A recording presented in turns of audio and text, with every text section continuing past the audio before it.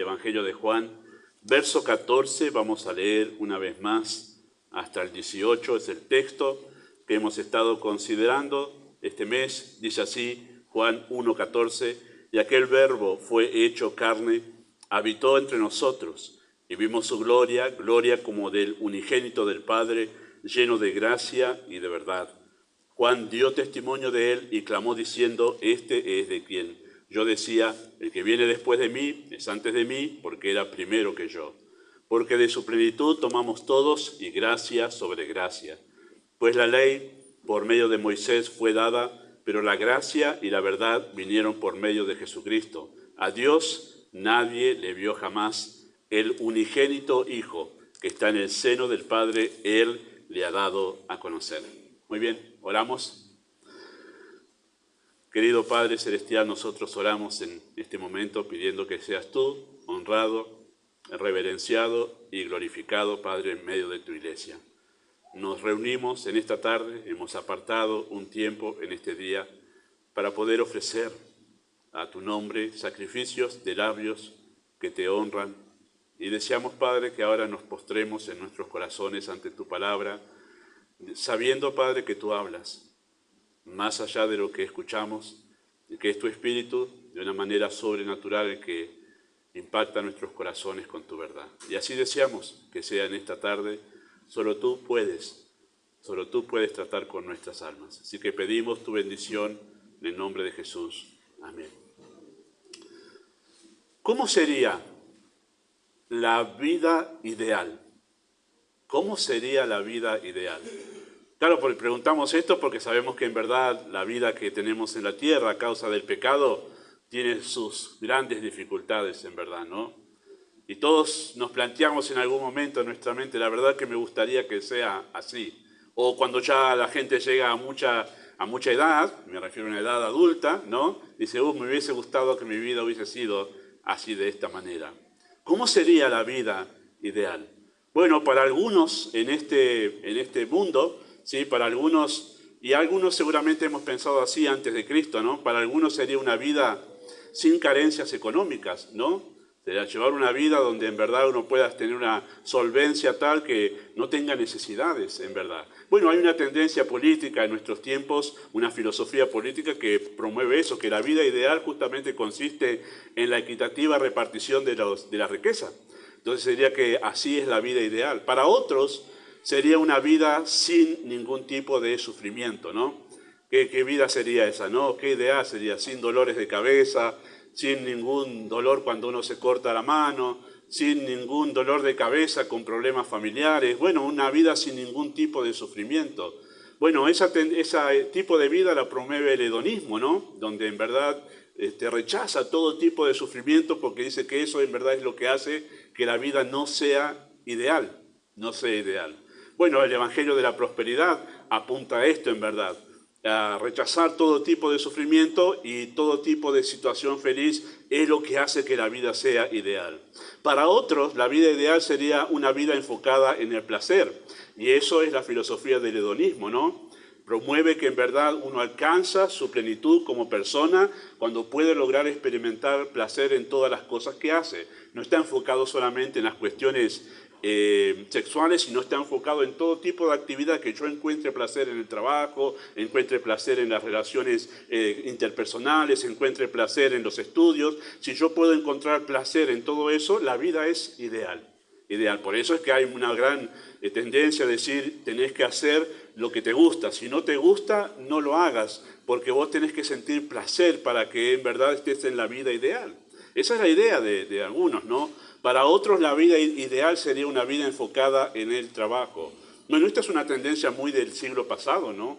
¿Cuántos han tenido lo que se llama la cultura del trabajo? Que en cierto sentido no está mal, ¿eh? No está mal. Hago un acento ahí que no estoy promoviendo la pereza de ninguna manera. Pero esta forma de pensar ha sido llevada a tal punto que para algunos la vida ideal es tener un trabajo estable durante toda su vida, ¿sí? Y para algunos, en verdad, la vida ha sido solo trabajar. Y en verdad han incluso sacrificado su propia familia con tal de poder tener un trabajo y dedicar su vida al trabajo. Para algunos la vida, en verdad, es trabajar. O sea, viven para trabajar. Ese es el ideal de la vida de algunos, ¿no? Especialmente si una persona es hiperactiva, ¿no? Quiere estar siempre haciendo algo. Bueno, para otros la vida ideal sería una vida asignada por los logros individuales. Sería tratar de alcanzar todas las metas que uno se propone en esta vida, poder llegar ahí como un logro personal y eso, wow, produce una gran satisfacción. Y vaya que sí lo produce, ¿no? Cuando uno termina una carrera, cuando uno alcanza algún propósito que se había trazado, produce cierto placer. El problema es cuando esto lo llevamos como el fin de la vida, ¿no? Y pensamos que ese es el ideal de la vida. Para algunos es así. Y para otros, la vida ideal sería una vida enfocada en el cuidado del cuerpo. ¿Sí? Hay mucho de esto también hoy en día. Y hago otro acento, otro paréntesis ahí. Está muy bien cuidarse, ¿sí? Debemos hacerlo todos, en verdad. En la medida que sea posible, debemos cuidarnos, en verdad, en la salud. Pero esto ha sido llevado hoy en día hasta un extremo tal que la vida de muchos solamente es el cuidado del cuerpo, al punto de llegar a ser una adoración del estado físico de algunos que llega a ser incluso envidiable, ¿no? Uno lo ve, wow, ojalá uno pudiera estar así con ese estado, con el peso óptimo, los músculos desarrollados de una manera óptima, una comida saludable y bueno, algunos han hecho, dicen, esa es la vida ideal, tener un cuerpo sano, porque dicen, cuerpo sano, mente sana, dicen. Muy bien. Bueno, han notado que hay diferentes posturas en este mundo acerca de cuál sería la vida ideal. El Verbo fue hecho carne. Esa es la declaración de Juan acerca de la Navidad, ¿no? Resume toda la Navidad en esa expresión. El Verbo es Cristo y lo llama Verbo para señalar su naturaleza divina, que es Dios. Y ese Dios eterno fue hecho carne y utiliza la palabra carne para señalar su naturaleza humana. El infinito se vino a morar en un cuerpo finito. El Creador entró en su creación. Y dice el texto que habitó entre nosotros. Y esa palabra habitó es vivió entre nosotros. Es la vida que Él llevó entre nosotros. ¿Y cuál fue la vida que Cristo llevó entre nosotros? Habitó entre nosotros lleno de gracia y de verdad. Lleno de gracia y de verdad. Así resume Juan la vida de Cristo en esta tierra. Vivió aquí lleno de gracia y de verdad. Él vivió entre nosotros la vida ideal. Cristo vivió entre nosotros la vida ideal. ¿Por qué hago este acento y me atrevo a hacer esta declaración?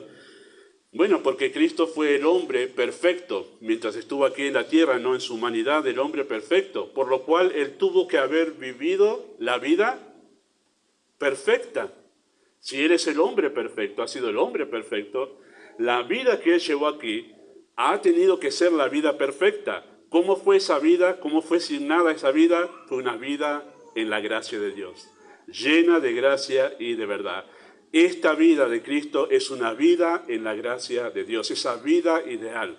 Por eso, de esta forma vemos que la gracia, queridos hermanos, cuando estamos hablando en este acento de la gracia de Dios, la gracia no se trata de un mero concepto teórico, sino de un estilo de vida que identificó la vida de Cristo. Fue la filosofía de vida de Cristo. La gracia de Dios, vivir en la gracia de Dios, fue la filosofía de vida de Cristo. Así que la vida ideal es la vida en la gracia de Dios. Y vamos a hacer un acento un momento nomás sobre eso. Nosotros podemos tener una vida sin carencias económicas y hay personas en este mundo que en verdad han pasado su vida aquí sin carencias económicas. Nosotros podemos tener una vida libre de todo tipo de sufrimientos. Podemos tener una vida placentera haciendo lo que nos gusta, ¿verdad? Podemos tener el trabajo ideal, seguro, solvente y gratificante. Podemos llegar a alcanzar nuestras metas académicas. Podemos tener una vida saludable con un físico óptimo. Pero si no tenemos una vida en la gracia de Dios, vamos a la perdición. Porque eso fue lo que hemos visto nosotros acerca de la gracia de Dios en los mensajes pasados. Somos salvos por gracia. Somos salvos por gracia. La gracia es lo que nos salva. Es la gracia de Dios lo que nos da a nosotros la vida eterna. Por lo cual podemos tener todo lo demás, pero si no tenemos una vida en la gracia de Dios, vamos a la perdición. Por lo cual la vida en la gracia es la vida ideal. Somos salvos por gracia, para vivir en un estado de gracia. Sí, y esta es la parte que en verdad deseo hacer un acento en esta mañana, en esta tarde con ustedes, acerca de la gracia. Somos salvos por gracia y eso es algo que ningún creyente ignora. Pero sí lo que me parece que a veces los creyentes olvidamos es que somos salvos por gracia para vivir en la gracia. Y eso es lo que Cristo vino a mostrarnos a nosotros con su encarnación. Él habitó entre nosotros, nos mostró cuál es esa vida ideal y Él dijo, lleno de gracia y de verdad. La vida en la gracia de Dios. Así que la vida en la gracia, queridos hermanos, es una consecuencia natural de la salvación por gracia. Quienes pueden vivir en la gracia de Dios son aquellos que han sido salvados por su gracia. La pregunta, ¿cuál es? ¿Cómo es? ¿Cómo es la vida ideal? O sea, ¿cómo es la vida en la gracia de Dios? ¿Cómo sería esa vida en la gracia de Dios? Claro, la vida ideal para el que trabaja es tener un trabajo y no perderlo durante toda su vida. Y el que tiene la idea de que su vida ideal sea un cuerpo sano es poder hacer toda su vida ejercicio, correr y tener un cuerpo óptimo. Pero ¿cómo es la vida en la gracia? Bueno, 3 cosas que podemos ver en el texto, por lo menos 3, seguramente hay más, para poder exponer esta tarde delante de nosotros esa vida en la gracia de Dios que todos los creyentes tenemos la posibilidad de llevar adelante. Es una vida, en primer lugar, en devoción a Dios. Esa es la vida en la gracia, es una vida en devoción a Dios. Noten el último verso que hemos leído nosotros, el verso 18, a Dios nadie le vio jamás. El unigénito Hijo que está en el seno del Padre, Él le ha dado a conocer. Sí, Cristo vino a darnos a conocer al Padre. A Dios nadie le vio jamás, pero el Hijo. Y el acento que hace Juan es el que me interesa a mí, que está en el seno del Padre. Interesante, ¿no? Que está en el seno del Padre, Él le ha dado a conocer. Juan podría haber dicho esta expresión tranquilamente sin ese acento, que está en el seno del Padre. Podría haber dicho, a Dios nadie le vio jamás, el unigénito Hijo, Él le ha dado a conocer, y la verdad permanecería. La verdad de la venida de Cristo permanecería intacta. La declaración acerca de la venida de Cristo quedaría intacta. Sin embargo, Él añade algo que nos lleva a pensar en algo más allá que la venida y la encarnación. Él está en el seno del Padre, ¿sí? Está en una relación íntima, es la idea de esa expresión, una relación íntima, una relación estrecha con su Padre. Y en el Evangelio de Juan, queridos hermanos, a diferencia de otros evangelios, si usted lo ha leído ya lo notará, se enfoca en destacar la devoción que Cristo tenía hacia su Padre Celestial. Cristo mostró, y en el Evangelio de Juan se ve de una manera significativa, cómo Cristo se dedicó a desarrollar una relación íntima y estrecha con su Padre Celestial, al punto que era lo que movía su vida día a día. La relación con su Padre movía el día a día de Cristo.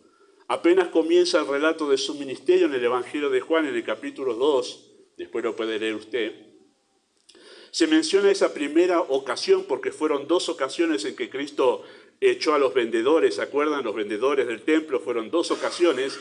Y en el Evangelio de Juan se menciona esa primera vez en el capítulo 2, donde Cristo enojado, echó del templo a los comerciantes, diciendo Cristo esto, no hagáis de la casa de mi Padre casa de mercado. La adoración a su Padre era un asunto sagrado y sumamente serio. Tanta pasión tenía por su Padre Celestial que Cristo dijo, la casa que es para la adoración a su nombre no debe ser usada para ninguna otra cosa. Y echó de allí en 2 ocasiones a los vendedores que hacían de la casa de Dios para la adoración un comercio. Y en el capítulo 8 del Evangelio de Juan, Cristo dijo esto, no me ha dejado solo el Padre. Y escuchen esta expresión, porque yo hago siempre. Usa un absoluto. Yo hago siempre lo que le agrada. Yo hago siempre lo que le agrada. Nada ni nadie fue superior a su Padre Celestial. O sea, no había un interés mayor de Cristo en esta tierra que un interés por su Padre, por agradar a su Padre. Es cierto que Cristo vino a buscar lo que se había perdido. Es cierto que Cristo día en su ministerio demostró su interés por los perdidos, por los desamparados, por aquellos que en verdad no tenían salvación. Es cierto eso, incluso hasta el punto del cansancio. Pero había un interés superior al interés por las personas, y era el interés por su Padre Celestial. Nada ni nadie fue superior a su Padre. Su mayor aflicción, la mayor aflicción de Cristo que tuvo en esta tierra fue aquel oscuro momento en que exclamó diciendo: Dios mío, ¿por qué me has desamparado? El mayor dolor de Cristo fue cuando Él tuvo que experimentar, por causa de nuestro pecado, una separación en la comunión con su Padre Celestial. Por eso Él clamó: ¿por qué me has desamparado? Causó un dolor profundo en su alma el perder en ese momento esa comunión cuando estaba pagando por nuestras faltas. Él estuvo entregado en cuerpo y alma a la voluntad de su Padre, dispuesto a morir antes que quebrantar esa voluntad de su Padre Celestial. Eso fue el huerto de Getsemaní. No, estoy dispuesto a morir antes que quebrantar tu deseo y tu voluntad. Pero también demostró su plena confianza en esa voluntad cuando Él dijo en Juan capítulo 18, versículo 11, esta expresión: la copa que el Padre me ha dado, ¿no la he de beber? ¿No la he de beber? ¿Cuál era esa copa?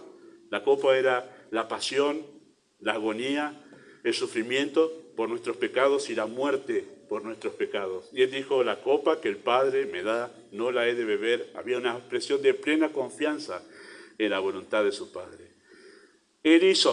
Cristo, estando en la tierra, hizo real al 100% la conocida frase de la Reforma: Soli Deo Gloria. ¿Qué significa? Solo a Dios la gloria. Donde cada aspecto de la vida es enfocada en la glorificación de Dios, incluso en los momentos de sufrimiento. Cristo lo hizo así. Se encarnó, vivió, murió y resucitó para la gloria de su Padre. Cuando acabó toda la obra que le fue encomendada, solo una cosa deseaba Cristo: glorifícame, Juan 17, al lado tuyo, con aquella gloria que tuve contigo antes que el mundo fuese. Tremendo, ¿no? La vida de Cristo, un solo pensamiento que gobernaba su vida: mi Padre, mi Padre. Pasión por su Padre. La vida, queridos hermanos, en la gracia de Dios es una vida centrada en Dios. La vida en la gracia es una vida apasionada por Dios. La vida en la gracia es una vida entregada a Dios. Los creyentes puritanos del siglo XVI al XVII, de los cuales hablamos, ¿se acuerdan del año pasado? Ellos vivieron bajo la consigna Soli Deo Gloria, solo a Dios la gloria. Rindieron el todo de sus vidas para la gloria de Dios. Y por eso vieron en cada asunto de sus vidas como una ofrenda, vieron cada asunto de sus vidas como una ofrenda para glorificar a Dios el Padre. Hicieron de Dios ellos el asunto primordial de sus vidas, y eso elevó cada asunto a un nivel de importancia eterna. Interesante, porque la vida en la gracia nos lleva a poner a Dios en la vida familiar, la familia para la gloria de Dios, en la vida matrimonial, el matrimonio para la gloria de Dios, nos lleva a ver el trabajo para la gloria de Dios. Cuando nuestra vida vive en la gracia de Dios, todas las cosas sean impregnadas y dedicadas para poder traer gloria al Padre. Estos puritanos dejaron que Dios formase parte principal de cada actividad en su día a día. Queridos hermanos, esto es una vida en la gracia, una vida teocéntrica. El pensamiento antropocéntrico, ¿sí? El hombre en el centro, dominante en nuestros tiempos, ha influenciado fuertemente en la manera de pensar del cristianismo, y ya no es la vida para la gloria de Dios, sino Dios para mi gloria, para lograr mi voluntad, alcanzando mis sueños, y por eso es una época de mucha indiferencia hacia los asuntos de Dios. La gracia, queridos hermanos, despierta en el corazón una fuerte pasión por Dios. ¿Cómo es la vida ideal? La vida ideal es una vida centrada en Dios, donde Él es el centro en nuestro día a día. Y eso fue la vida de Cristo. Estaba lleno de gracia y esa gracia se dio a manifestar, o se manifestó o se evidenció en esa pasión por el Padre. ¿Cómo es la vida ideal? Bueno, una vida en la gracia. ¿Cómo es la vida en la gracia? Es una vida en la verdad, en la verdad. Verso 14, una vez más, dice así de esta manera: aquel verbo fue hecho carne, habitó entre nosotros y vimos su gloria, gloria como el del unigénito del Padre, lleno de gracia y de verdad. Y de verdad. Quizá alguno de ustedes habrá estado escuchando estos mensajes y, pastor, hay una palabra que no está haciendo acento. ¿Verdad? Dice ahí. Y la está obviando. Sí, porque era para este momento obviar esa palabra. Una vida en la gracia es una vida en la verdad. Lleno de gracia y de verdad. En este caso, queridos hermanos, esa palabra, como en muchos otros casos de la Escritura, esa palabra verdad que encontramos allí es usada como un sinónimo de la palabra de Dios.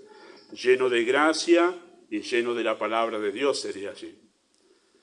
Y se la llama verdad porque es la definición absoluta de la realidad. O sea, la Biblia se la llama la verdad porque la Biblia es la definición absoluta de la realidad, ¿sí? No está hablando de verdad en el sentido de que esto es verdad y esto es mentira, de hablar verdad y mentira, sino está diciendo que esta es la definición absoluta de lo que es la realidad, ¿verdad? La Biblia no nos da una postura sobre la realidad. Es la única perspectiva correcta sobre la realidad de la vida, ¿sí? De Dios, del ser humano, de la moral, del mundo y del porvenir. Por eso se lo llama la verdad. Y en el tiempo de Cristo, ¿sí? En el tiempo de Cristo, solo estaba escrita la mitad de lo que nosotros tenemos, ¿sí? El Antiguo Testamento solo estaba escrito en el tiempo de Cristo. Y él, Cristo, como estaba lleno de gracia y de verdad, él se mostró obediente y confiado y respetuoso a esa revelación que tenía, que era el Antiguo Testamento. Por eso dice que la ley por medio de Moisés fue dada, pero la gracia me capacita para cumplirla. Vino por medio de Cristo. La gracia para cumplir esa ley vino por medio de Cristo. Así que estando en la gracia, no solo soy libre de la condenación de la ley, sino que también soy capacitado para obedecerla. Entonces, la gracia no se contrapone a la verdad, más bien la ama. La gracia se muestra poderosa para caminar a la par de la verdad de Dios. La gracia nos hace felices al obedecer la ley de Dios. Ese es el punto más importante en esta declaración acerca de la vida en la gracia. Si usted quiere saber cómo es una obediencia en la gracia y una obediencia fuera de la gracia, la ley de Dios, es que la gracia me hace feliz al obedecer la ley de Dios. Esa es la gran diferencia de obedecer a Dios sin gracia y obedecer a Dios con la gracia. La ley sin la gracia nos vuelve fariseos, que obedecen solo externamente y no de corazón. Pero la ley sin gracia nos vuelve libertinos, que usan el amor de Dios como una excusa para seguir pecando. Ley y gracia, gracia y verdad, o gracia y ley, las dos cosas van a la par y deben ir a la par. La gracia capacita para obedecer la ley y la ley nos lleva a nosotros a poder obedecer a Dios en santidad. Si estamos en la gracia, caminaremos y amaremos la verdad de Dios. La pasión por la verdad es la evidencia de la gracia de Dios en nuestras vidas. Esa es la vida en la gracia. Es una vida amando la verdad, obedeciendo la verdad, encontrando felicidad en esa obediencia a la verdad. ¿Es así? Si la vida cristiana que tú estás llevando es un fastidio obedecer, ven a Cristo, donde hay gracia para obedecer de todo corazón. ¿Cómo es la vida en la gracia? ¿Cómo es esa vida ideal? Bueno, es una vida en dependencia de Cristo. Noten lo que dice verso 16, ahí en el texto, Juan 1, 16.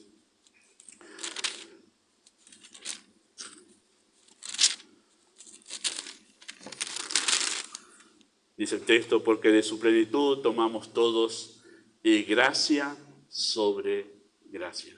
Me impacta una vez más esa expresión que ya hemos mirado un poquito en el primer mensaje. Pero note el texto ahí, verso 16, de su plenitud tomamos todos, todos. ¿Quiénes son esos todos? ¿Quiénes son esos todos? Bueno, siempre tenemos que buscar una respuesta a una pregunta en un versículo en el mismo contexto, porque es el contexto que nos va a decir quiénes son esos todos. Y la otra vez en este contexto donde se mencionan esos todos, es en el versículo 12. Noté lo que dice el versículo 12, mas a todos los que le recibieron, a los que creen en su nombre, les dio potestad de ser hechos hijos de Dios. Esos son los todos del versículo 16. A esos todos, dice que esos todos tomaron de la plenitud de Cristo gracia sobre gracia. Así que el contexto nos lleva a ese versículo 12, donde esos todos son los que recibieron y fueron hechos, los que le recibieron y fueron hechos hijos de Dios. Por lo cual, a la luz de este texto significa que no todo el mundo es hijo de Dios, sino que hay algunos que le recibieron y que ellos en verdad son esos que tomaron de él gracia sobre gracia.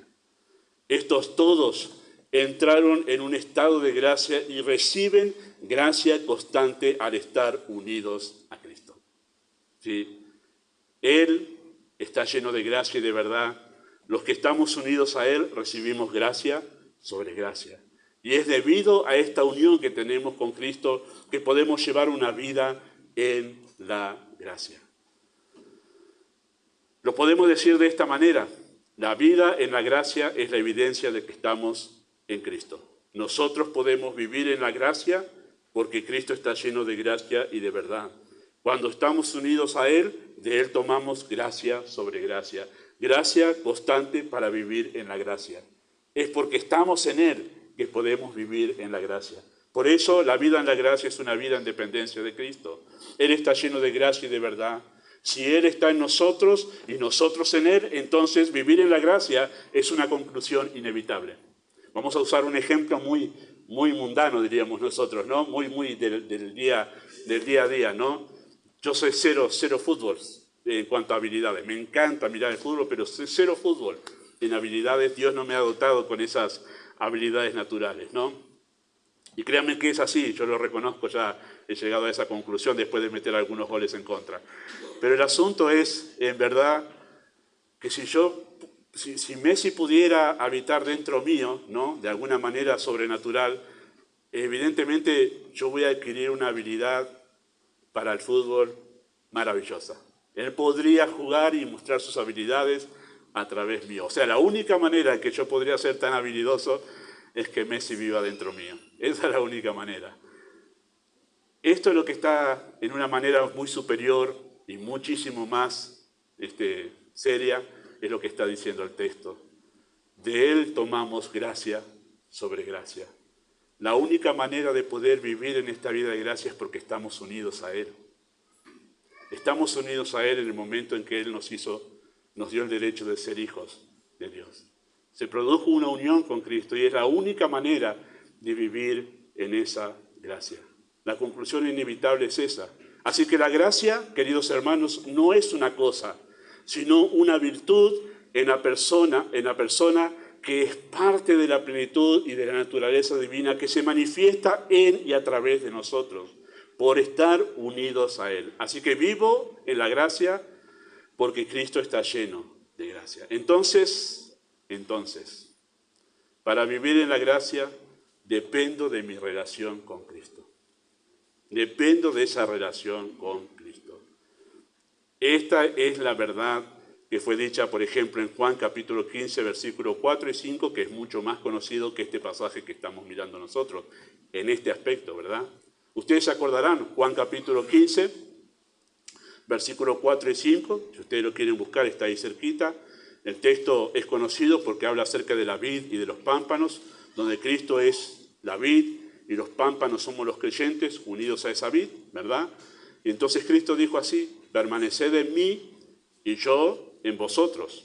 Como el pámpano no puede llevar fruto por sí mismo si no permanece en la vid, así tampoco vosotros si no permanecéis en mí. Yo soy la vid, vosotros los pámpanos. El que permanece en mí y yo en él, este lleva mucho fruto, porque separados de mí nada podéis hacer. Tremendo el texto, ¿no? Porque el texto está explicando lo mismo que acabamos de leer nosotros en el verso 16. De él tomamos gracia sobre gracia. ¿Qué significa eso? Juan 15. Permanecemos en él y como consecuencia llevamos mucho fruto. Llevamos mucho fruto. ¿Cuál es ese fruto? Bueno, toda planta, todo fruto de un árbol da fruto conforme a la naturaleza de ese árbol. Si nosotros estamos unidos a Cristo, como Él es la vid, el fruto que vamos a dar es el carácter de Cristo. Eso es lo que va a suceder en nosotros. Y como el carácter de Cristo evidencia el carácter de Dios, lo que vamos a evidenciar es el carácter de Dios en nosotros. Es así como funciona la vida cristiana. Pero ¿han notado el acento en Juan 15? Separados de mí, nada podéis hacer. Claro, ese versículo ha sido tomado fuera de contexto y ha sido aplicado en un montón de cosas, ¿no? Bueno, no puedo ser un buen mecánico porque estoy separado de Cristo. Si me uno a Cristo, todo lo puedo hacer. Bueno, fuera de contexto, ¿no? ¿Cuál es el contexto de esa expresión? Todo lo que se refiere a la obediencia a Dios solamente puede ser hecha en Cristo, estando unidos a Él. Separados de Él, no podemos obedecer nada. O sea, vamos a aplicarlo de manera clara y directa al inicio de Juan. Vivir en la gracia solamente es posible si Cristo está en mí, si yo estoy en Él. Fuera de Él, imposible vivir esta vida en la gracia. Imposible vivir la vida en la gracia. Separados de mí, nada. Unidos a mí, todo en la gracia de Dios. Así que el fruto al que se refiere en este capítulo es el carácter de Cristo, el carácter de Dios en nosotros. Esa es la vida ideal. La naturaleza de Cristo corre en la naturaleza de Cristo corre gracia en abundancia. El fruto que los pámpanos dan es esa vida en la gracia. Él vivió gracia, lleno de gracia y de verdad. Los que están unidos a Él viven y toman de esa gracia para vivirla en su vida diaria. Separados de Él, nada.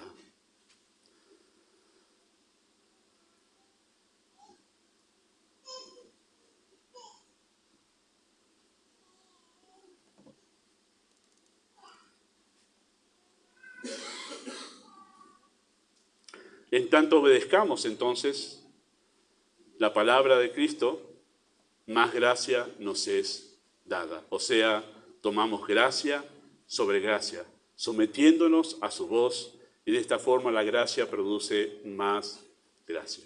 ¿Ha escuchado usted el texto en Juan capítulo 14, donde Cristo dice, si me amáis, guardad mis mandamientos?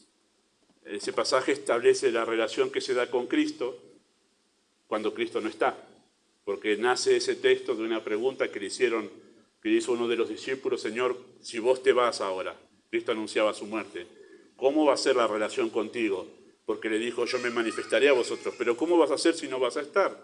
Y entonces Cristo responde, no va a ser de manera personal y directa conmigo, sino va a ser a través de mi palabra. Y entonces el que ama mi palabra está en una relación directa conmigo. El que no ama mi palabra, el que no me ama, no ama mi palabra. El que no está en una relación conmigo, no ama mi palabra. La evidencia de que nosotros tenemos una relación con Cristo es la relación que tenemos con la Escritura.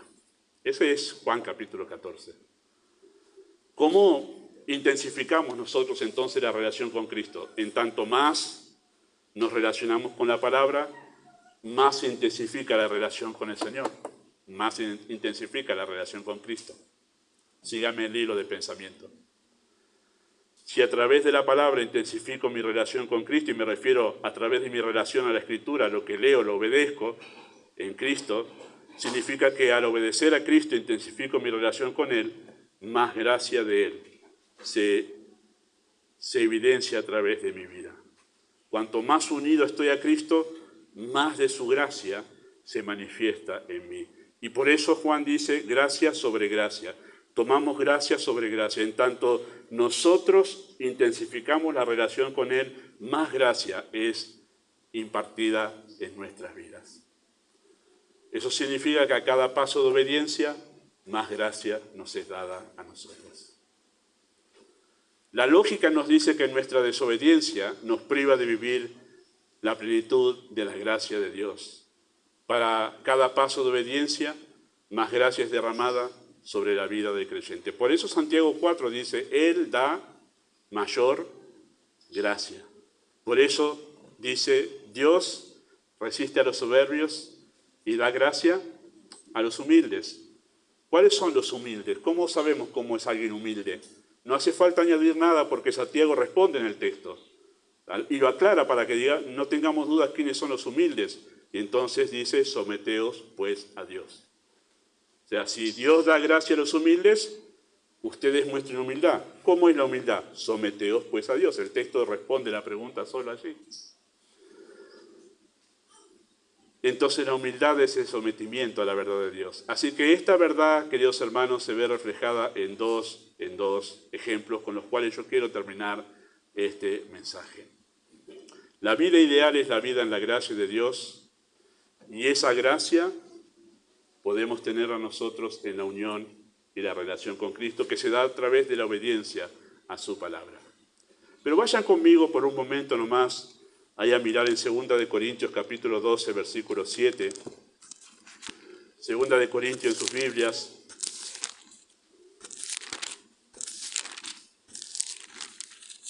Capítulo 12, versículo 7. Sé que son ejemplos clásicos, y está bien que veamos un ejemplo clásico de esto, porque al tenerlo tan presente es mucho mejor relacionarlo con esta verdad. Dice 2 Corintios 12, 7 de esta manera. Pablo está hablando y contando una experiencia personal, ¿sí? Dice, para que la grandeza de las revelaciones no me exaltase desmedidamente, me fue dado un aguijón en mi carne, un mensajero de Satanás que me abofetee para que no me enaltezca sobremanera, respecto a lo cual 3 veces he rogado al Señor que lo quite de mí, y me ha dicho, bástate mi gracia, sea suficiente para ti mi gracia, porque mi poder se perfecciona en la debilidad. Por tanto, de buena gana, a la luz de esto, de buena gana me gloriaré más bien en mis debilidades, para que repose sobre mí el poder de Cristo, por lo cual, por amor a Cristo, me gozo en las debilidades, en afrentas, en necesidades, en persecuciones, en angustias, porque cuando soy débil, entonces soy fuerte. Tremendo, ¿no? ¿Cuál era la lucha de Pablo en esta carta? Bueno, Pablo lo que tenía allí era un problema que no sabemos si es físico o un problema emocional o algún pecado que no podía vencer, no sabemos lo que era en verdad. Sabemos que era algo que le impedía poder servir a Dios de una manera óptima. La intención de Pablo es, quítame este aguijón para que yo pueda servirte más aún, con mayor eficacia. Esa es la idea en verdad. Esa es la idea de la experiencia de Pablo aquí. ¿Cuál fue la respuesta del Señor? No te lo voy a quitar. Y la razón por la cual no te lo voy a quitar es porque mi gracia es suficiente para que vos puedas seguir sirviéndome muy a pesar de la dificultad que tienes. En verdad, Pablo da alguna idea de cuál era ese aguijón cuando él dice que en versículo 9 me gloriaré en mis debilidades, en las afrentas, en versículo 10, perdón, afrentas, en necesidades, en persecuciones, en angustias. Todas estas cosas parecían ser para él una limitación para servir a Cristo en su forma de pensar, pero aprendió que en verdad no lo eran. En verdad no eran una limitación. La gracia de Dios se mostró maravillosa para con él, para que él pueda seguir sirviendo, seguir obedeciendo, seguir una firme y estable relación con Cristo muy a pesar de todo eso.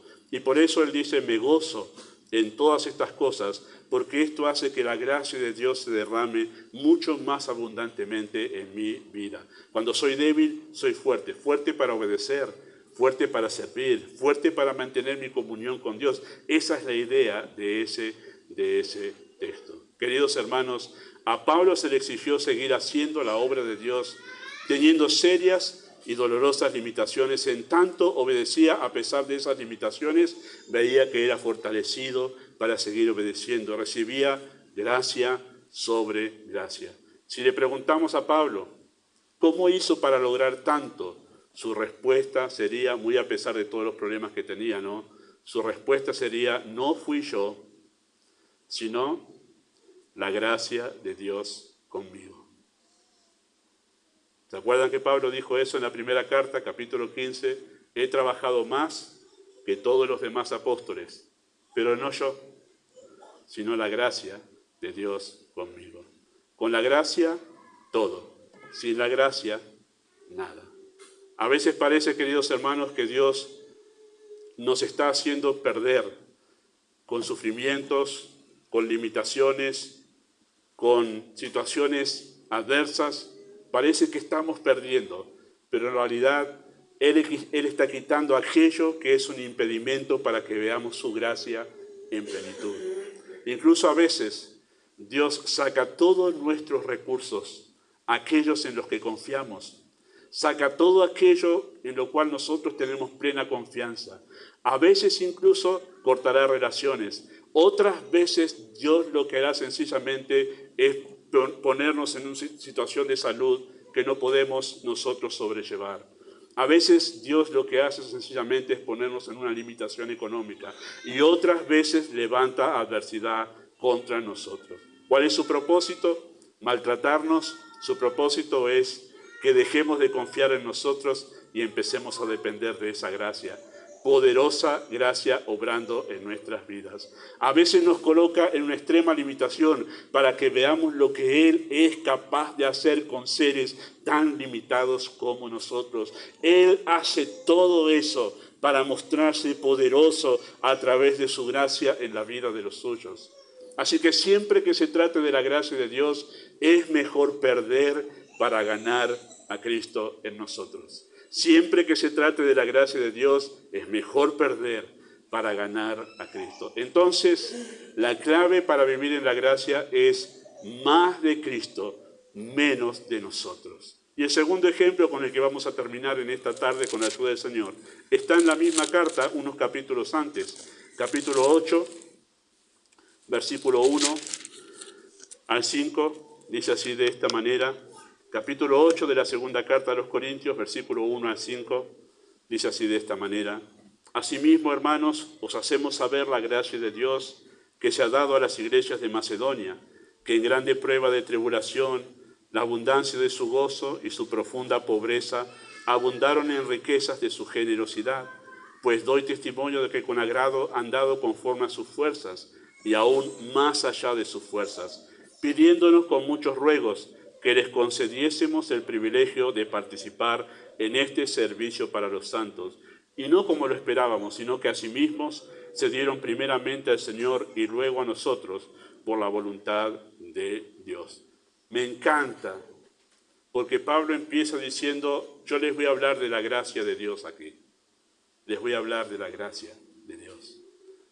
El ejemplo es sobre los macedonios, pero dice, estos no son los macedonios. Esta es la gracia de Dios mostrada en personas limitadas y personas simples de este mundo.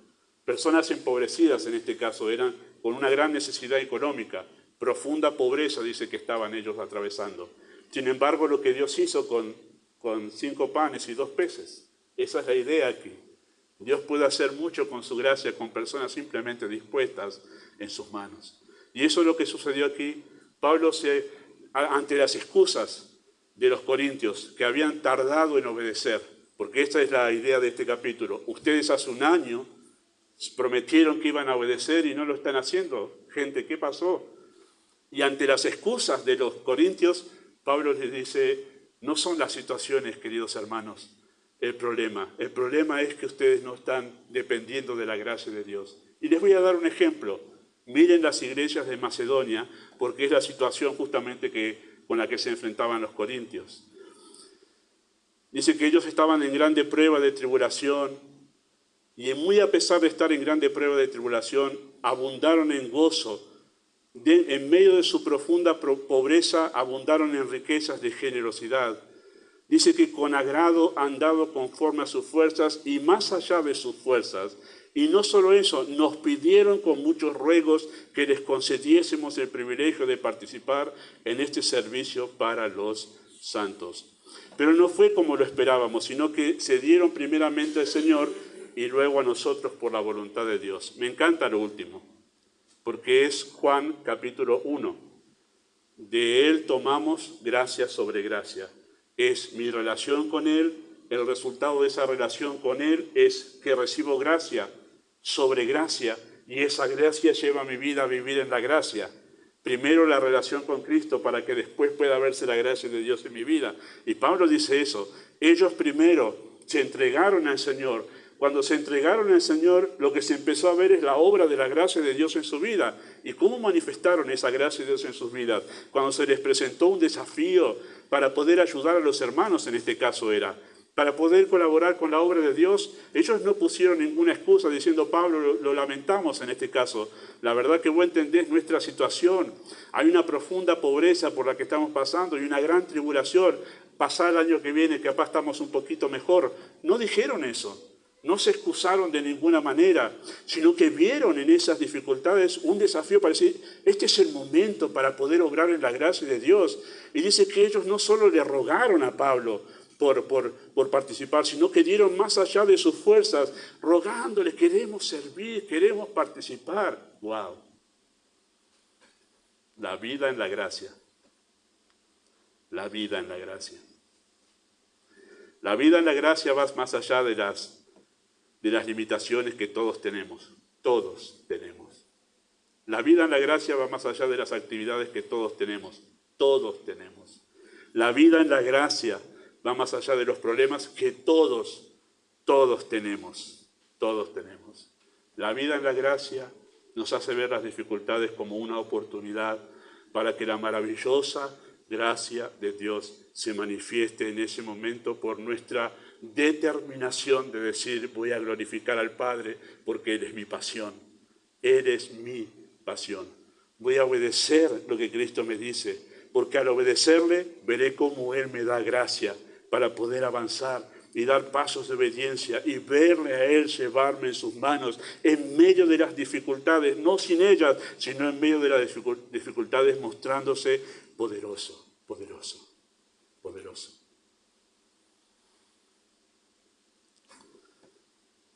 No tengo dudas, queridos hermanos, que en términos generales, y hoy en día hay excepciones, gracias a Dios. Así que no quiero caer en eso de poner a todos en la misma bolsa. Pero en términos generales, la cristiandad se ha olvidado de vivir en la gracia de Dios. En la gracia de Dios. Se olvida que Dios es un Dios poderoso para poder llevarnos a vivir en una vida semejante a la de Cristo. Pablo no pudo ver otra cosa que la gracia de Dios en la disposición de las iglesias de Macedonia. Así que, queridos hermanos, esta es la vida ideal. Y solo puede ser vista así cuando la gracia inunda nuestras vidas. Cuando la relación con Cristo inunda nuestras vidas. Nadie en este mundo vería esto como la vida ideal. Nadie en este mundo. Solo los que están en Cristo podrían ver en su pasión por Dios, en la obediencia a Cristo y en la dependencia de Él, la vida ideal. Solo ellos. El resto dice, no, yo quiero ser feliz, yo quiero tener dinero, no quiero tener problemas. Pero esta es la vida ideal. Salomón llegó a la misma conclusión que nosotros estamos planteando aquí. Él dijo en Eclesiastés capítulo 12, verso 13 de esta manera, el fin de todo el discurso oído es este, teme a Dios y guarda sus mandamientos, porque esto es el todo del hombre. O sea, este es el sentido de la vida. Esta es la vida ideal. Teme a Dios y guarda sus mandamientos. La vida, eso es la vida en la gracia. Eso es la vida en la gracia. ¿Cuál es la pregunta final? ¿Estás viviendo la vida ideal? Y usted dirá, no, imposible, la vida ideal. Pues sí, aquí está.